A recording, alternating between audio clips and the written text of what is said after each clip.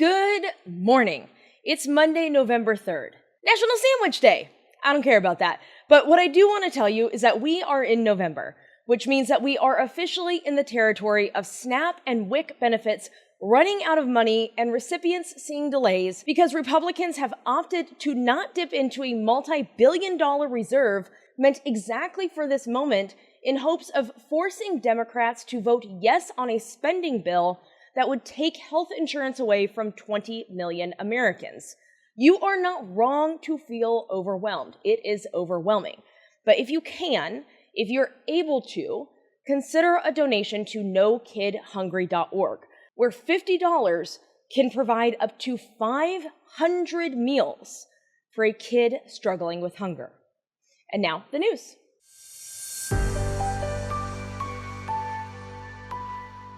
Starting in London, where 10 people were taken to the hospital after a mass stabbing incident on Saturday night in a train. 2 people have been arrested.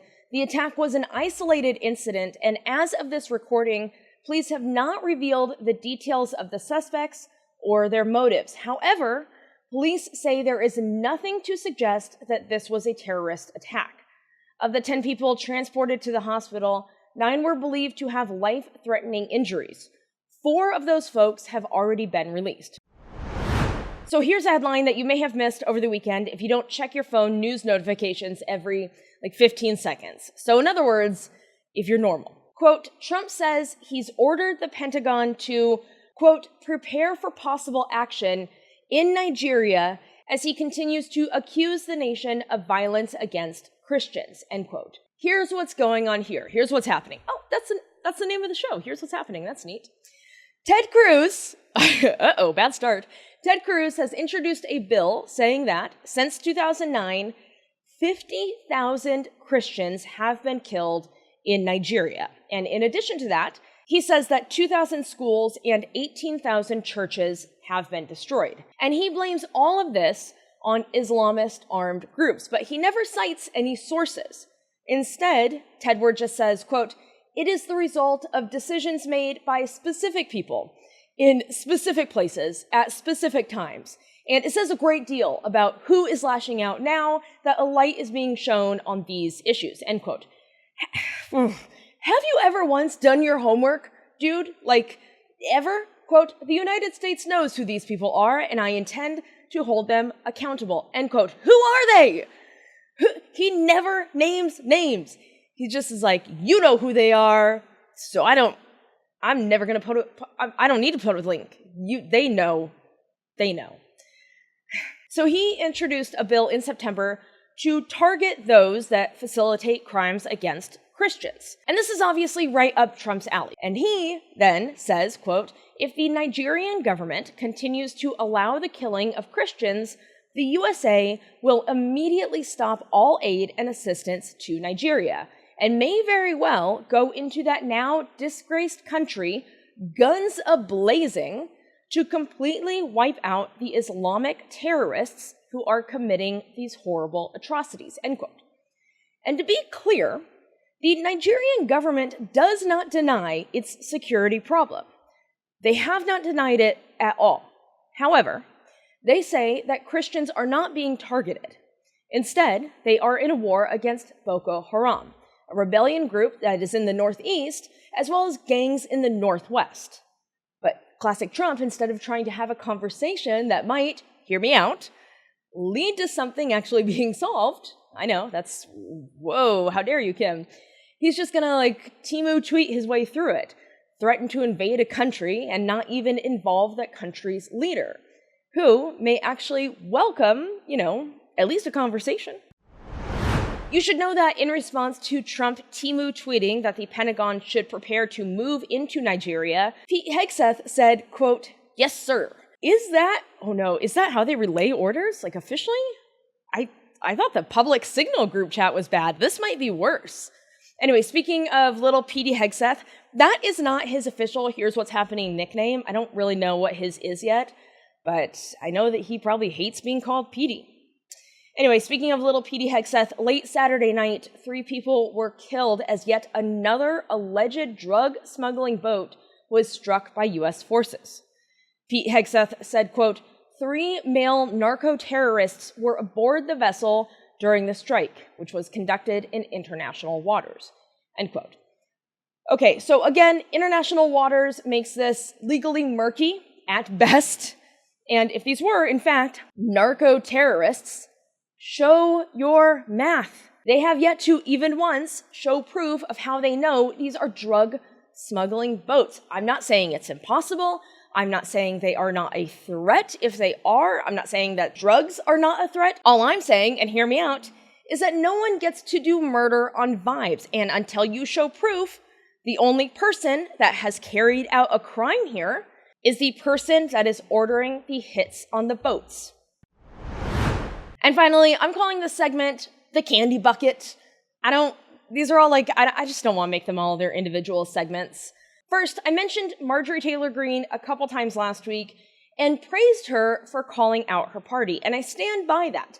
I stand by the idea that people are complex and we can praise people for making the right choice when they do the right things in hopes that they will see that getting attention for being good actually feels good and maybe they'll do it more often. But we can still call them out for everything else they're doing. We can do both things. And on that note, on Friday night, as a guest on Bill Maher, Greene said that she believes aliens are fallen angels. Well, she said they could be. They could be. And then she said that the devil and demons are real. So we all have different ideas. I can't make fun of her for the devil and demons thing because that's her religion. And just because that's not how I believe, I feel like I can't make fun of it. The alien thing is just confusing because where are the angels falling from and then they become aliens? What she was saying is that the pilots that say that they have seen UFOs, she thinks those are fallen angels. So then what? It's confusing to me because I need her to finish the thought. Or maybe I don't. More relevantly in the interview, she was asked about her Jewish space lasers comment, and she said she didn't know it was anti-Semitic because she didn't know the Rothschild family, who she referenced in the tweet. She actually never said Jewish space lasers. She talked about the Rothschild family, and that's how it came to be the Jewish space lasers thing. She said she didn't know that family was Jewish. Now, when I first heard her say that, I was like, Rothschild? Really? You didn't know they were Jewish? But she said that she hadn't had exposure to Jewish people before being in Congress. And I can't say if that's true or not, nor can I say what she has learned since she has been in Congress, but I do think it is important to remember that education, as well as multicultural or multi-religious exposure, is a type of privilege that I wish more kids had access to and more adults would allow themselves to have access to. Again, I am not going to stick up for Marjorie Taylor Greene. I'm going to applaud her when she chooses to do the right thing, but I'm not going to stick up for her, but I'm just saying that I do wish more adults would allow themselves the privilege of multicultural and multi-religious exposure. And this definitely has to go into the candy bag because what on earth? On October 29th, Donald Trump, for some reason, took to his ironically titled Truth Social to Temu tweet, quote, South Carerdddd, Carerdddd. I don't know. Listen, we're not going to sink to his level because other people exist in the world and are also in cognitive decline, which is, I believe, that is what he is in. It is impossible to deny. I'm no doctor, so I'm not going to diagnose him, but something's going on there. That's impossible to say that nothing's going on there. But I don't want to make other people who are or love someone who is in cognitive decline feel bad by me making fun of Trump. Does that make sense? There's so much to make fun of him for, but we're not going to sink to his level by making fun of this. But here is what I am going to make fun of. The whole reason that Truth Social exists is because he incited violence when he did insurrection, and he did that on Twitter. And at that time, that was against Twitter's rules and regulations. Now, of course, they're like, the more the merrier. But at that time, that was against their rules. So he was kicked off all social media outlets. And in response, he built Truth Social. This website was basically built for him, and it was built in reaction to him being kicked off of Twitter. At that same time, a big deal on Twitter was that you could not edit your posts. And even Trump hated this feature. He talked about it on Twitter. So, and I've talked about this before, every single time he posts something like this, my first question is, how are you, our president? Are you well? No, but what is the medical state of our president? That's my first question. And then the second question is, how is he so dumb that when he had the chance to build his own website, he forgot to add the one feature that he very clearly wanted on Twitter, to be able to edit Temu tweets? At least allow his account to be able to do it. He deleted the original tweet, but you didn't have to. You could have just edited it and started over fresh.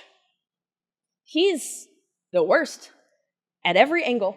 And in Sports by Kim, in a bonus baseball ending to a World Series that broke records, including an 18-inning game, the Dodgers have become the first team to win the series back-to-back in 25 years. This pains me greatly as a Padres fan. Even saying the words hurts my little corazon. The Dodgers have never even thrown a pitch that I have rooted for. That being said, I live in Los Angeles, and I love this city. This year, we have overcome devastating fires, an authoritarian government that sent its brown shirts to kidnap our neighbors, and now polite Canadians with their best baseball skills, and still, at every single turn, we win. Ain't nothing bringing down Los Angeles. Nothing. I will never, ever, ever root for the Dodgers. I literally have a tattoo that I had to get because I will always, at every single turn, bet on the Padres. The Padres are my gentlemen. I will never root for the Dodgers, but I will always want the best for Los Angeles. And I'm happy for my city. I'm not excited, I wasn't rooting for the Dodgers, but I was not rooting against them. I'm very happy for my city. Nothing's bringing us down. Nothing. Everything has been thrown against us this year, and nothing's bringing us down. And finally, tomorrow is Election Day. There is a very good chance that you live in a place with an election tomorrow. If you're new to the show, Election Day for the show is a fun one. The results are not always fun, so it doesn't always feel fun. But I love Election Day. I love Election Day. And because I record the show at night, I'm kind of the only show in town where you will have your results on Wednesday morning, for the most part, unless it's they can't call it. But unless that happens, you will have results from the election on Wednesday morning, which most shows will not. This will also be the first Election Day episode on YouTube. No idea what the graphics are going to look like yet, but you might want to check it out. Might be different, might be the same. No idea. But that's tomorrow. Between today and tomorrow, please cast your ballot. Get out there and use that cherubic voice of yours. Nothing is predetermined. Nothing gets decided until the voters decide it. This administration wakes up every single day and chooses to be who they are. And who they are spiteful, mean, and dangerous people. And on Tuesday, November 4th, we get to tell them and the world that that is not who this country is. Go vote. It'll make you feel strong and powerful. And that's it. That's the news. And that marks 4 years of me saying that. I just figured it out. If I were better at this, I would have been better prepared, but I just happened to look at my files before I started writing this episode, and I realized that my first show was November 1st, 2021. And after 4 years, I'm actually trying to get people to listen to the show. What a business mind I have. I'm proud of Zaz, who so innocently sent me a text to be like, can't you just tell me the news? And now here we are. And my friends and family who have listened to the show from the start or have slowly started to listen to the show, and also, frankly, those who haven't, and they tell me, which I think I appreciate the honesty, but they still put up with me having very limited hours for them, because I do, and I appreciate them dealing with it. And also every single person who is listening right now, because staying informed is how we win. This administration, one of their stated ways that they are trying to pull all the stuff that they are trying to pull is because they are intending to overwhelm us. That is what they say they want to do. That is a stated game plan of theirs. But us staying informed, That's part of how we win. That's part of how we fight back. And I know that the news is a lot. It's a lot. But you listening to this show, taking in the news any way you can, that is a form of resistance. So I'm proud of you for staying in it. And because it's an anniversary, I feel like I have to loop in the classics. I'm proud of Kelly Clarkson, Hannah Waddingham, Leslie Knope, Amy Poehler. Are there more? Mandy Moore. Are there more? I don't know. Honestly, at this point, I'm just kind of like, I usually just like, they're off the top of my head. So who knows? Why do you listen? It's just rambling chaos at this point in the show. I appreciate it. Please never stop. I don't understand it, but I appreciate it. I'm also proud of sandwiches because they have layers, but more than sandwiches, because I already said I was proud of you, but my pride for you just like grows and grows and grows. So I'm more proud of you now than I was even just a couple seconds ago when I started this sentence. I'm proud of you.